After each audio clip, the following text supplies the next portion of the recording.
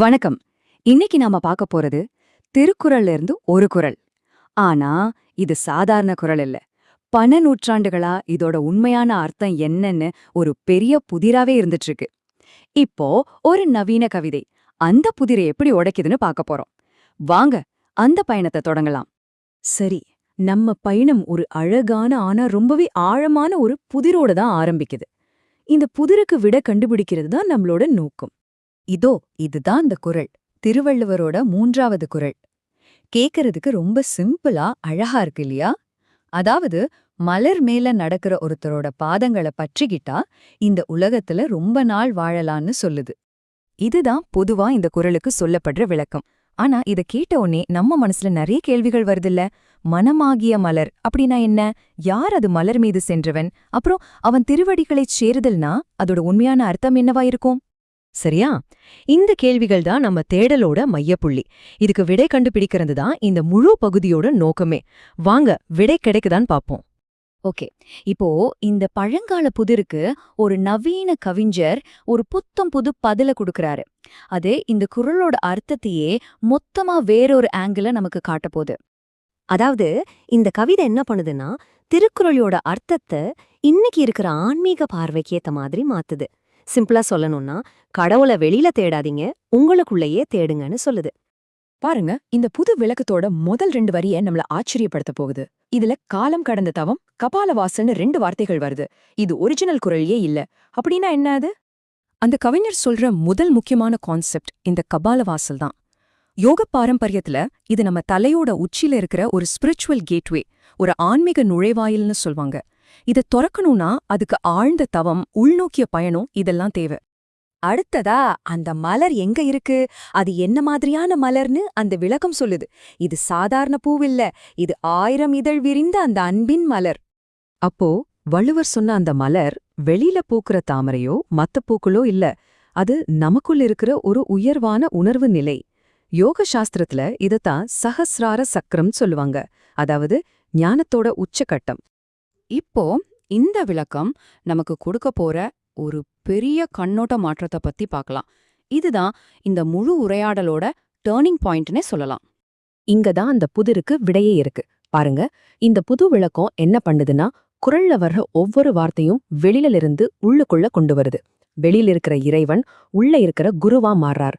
நாம பாக்குற தாமரப்பூ நமக்குள்ள இருக்கிற அந்த 1000 இதழ் கொண்ட சகசிரார சக்கரமா மாறுது. நாம செய்யற வழிபாடு ஞானத்தை தேடுற ஒரு பயணமா மாறுது. பாத்தீங்களா எவ்வளவு பெரிய மாற்றம்?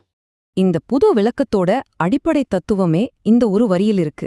அதாவது ஞானம் அடைஞ்ச குருமார்கள், நம்ம முன்னோர்கள் தான் அந்த தெய்வீகமான உருவம்னு இந்த விளக்கம் ரொம்ப ஆணித்தரமா சொல்லுது.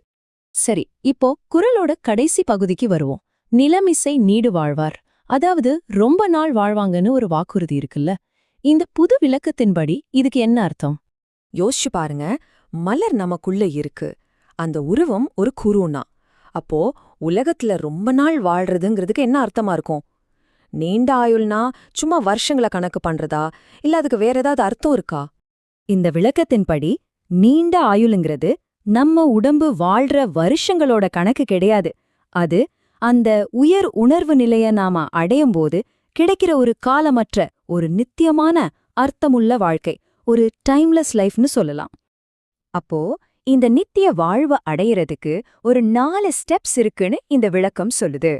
ஸ்டெப் 1, காலம் கடந்த தவம் செய்யணும். ஸ்டெப் 2, கபால வாசல்ற அந்த உள்மன கதவை திறக்கணும். ஸ்டெப் 3, அந்த 1000 இதழ் மலர்ல நம்ம குருவை உணரணும். ஃபைனலா ஸ்டெப் 4, அந்த குரு காட்டின வழியில போகணும். இந்த உள்நோக்கிய பயணம் நம்மள ஒரு நித்தியமான நிலைக்கு கூட்டிட்டு போகுங்கிறத இந்த வரி ரொம்ப அழகா சொல்லுது.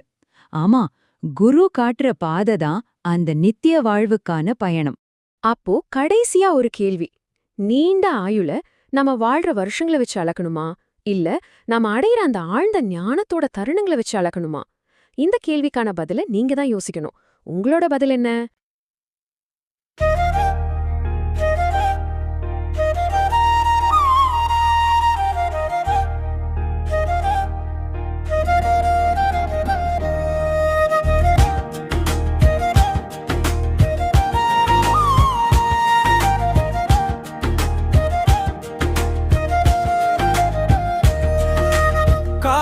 கடந்த தவபயனால் கபால வாசல் திறந்து கொண்டாய். ஆயிரம் இதழ் விரிந்த அந்த அன்பின் மலரில் அமர்ந்த குருவே,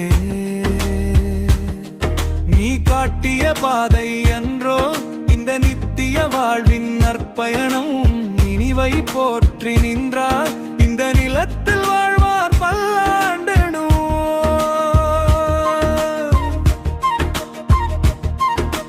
காலம் கடந்த தவபயனால் கபால வாசல் திறந்து கொண்டார்.